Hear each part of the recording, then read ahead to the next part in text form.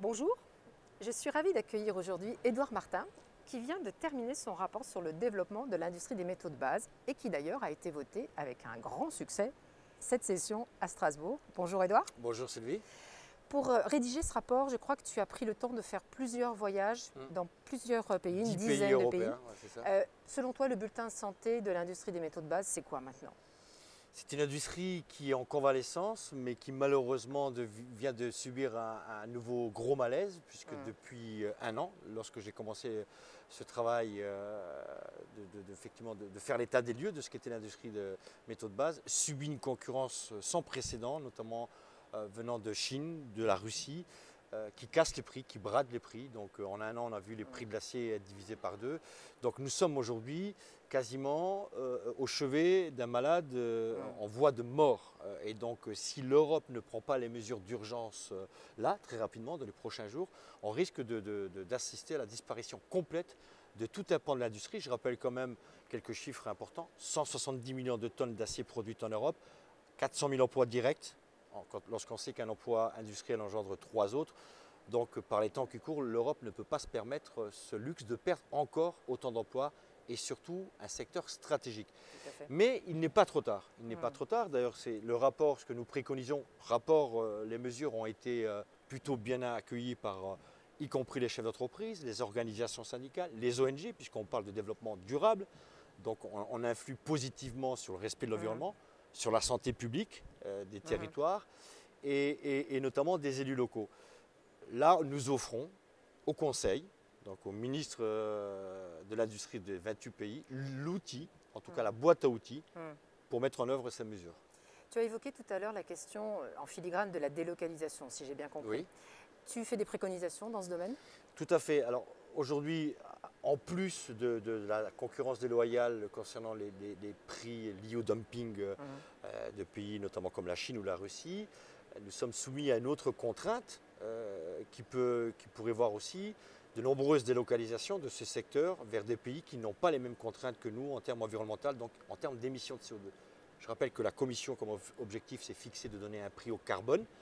L'idée, c'est d'inciter les industriels à investir dans les nouvelles technologies, l'efficience énergétique pour moins polluer, au lieu d'acheter des droits à polluer comme ça existe depuis 2005, puisque le prix du CO2 est beaucoup trop bas, 5 à 7 euros la tonne. Les industriels préfèrent acheter du droit à polluer plutôt que d'investir. Et si on arrive au cap fixé par la Commission à 30 euros la tonne de CO2, je rappelle que chaque usine européenne, notamment autour de l'acier, produit au bas mot 2 millions de tonnes. Ça fait plusieurs centaines de millions d'euros de surcoûts supplémentaires pour l'industrie européenne qui ne pourront pas faire face à la concurrence des aciers chinois qui, eux, ne sont pas contraints au même respect. Et donc, ce que je préconise, l'idée, c'est quoi? C'est le pollueur-payeur. L'Europe dit aux industriels européens, vous polluez, donc vous devez payer. Et là-dessus, j'y adhère, on y adhère tous. Mais l'Europe ne peut pas dire ça uniquement aux industriels européens. Il faut qu'elle mette ce même principe en conformité aux importations, ce qui va équilibrer et être simplement une mesure de traitement équitable entre l'industrie européenne et le reste du monde et que les chefs d'entreprise soutiennent comme mesure. Oui, c'était effectivement une des conditions très importantes, c'est de pouvoir partager, écouter tout le monde, prendre les bonnes idées et puis aussi arriver à convaincre dans différents registres et faire une synthèse. Ce qui est un exercice auquel on essaye de prétendre ici. Tu as un regret dans ce rapport, quelque chose qui est passé à la trappe ou quelque chose qui te fait vraiment un motif de regret? Globalement, j'ai été plutôt agréablement surpris parce qu'il a été, comme tu le disais, très bien voté, en entrée, il a été plutôt très bien voté. Et il y avait quelques mesures phares qui, pour nous, les socialistes, étaient des lignes rouges, mais qui ont été votées. C'est l'ajustement carbone aux frontières, c'est la place donnée aux représentants des travailleurs dans les conseils d'administration, notamment sur les choix stratégiques. Et c'était surtout la reconnaissance, la non-reconnaissance du statut d'économie de marché à la Chine, parce que sinon, c'est la fin des haricots, si je peux me permettre. Et je pensais qu'il n'allait pas passer cet amendement-là, et il est passé. Donc globalement, pas trop de je suis plutôt satisfait.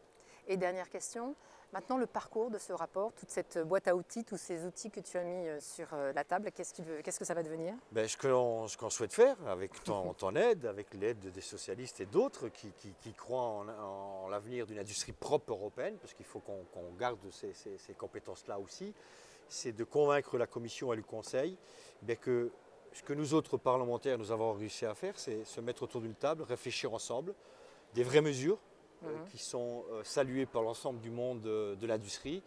Eh bien maintenant, on en appelle à la responsabilité des ministres de l'industrie européens. Il n'y a plus qu'à. Et il n'y a plus qu'à, il y a le feu au lac, il y a urgence. Et j'espère que dès janvier, le Conseil va nous rassurer en disant voilà, on a pris telle ou telle mesure pour défendre notre industrie. Donc ton travail de conviction n'est pas terminé, je crois. Ah non, malgré les fêtes qui s'approchent, on reste vent debout pour surveiller de près les décisions que prendra éventuellement le Conseil. Parfait. Merci beaucoup de cet éclairage sur un sujet que je n'ai pas toujours l'occasion de traiter sur ces blogs. Merci beaucoup. Merci.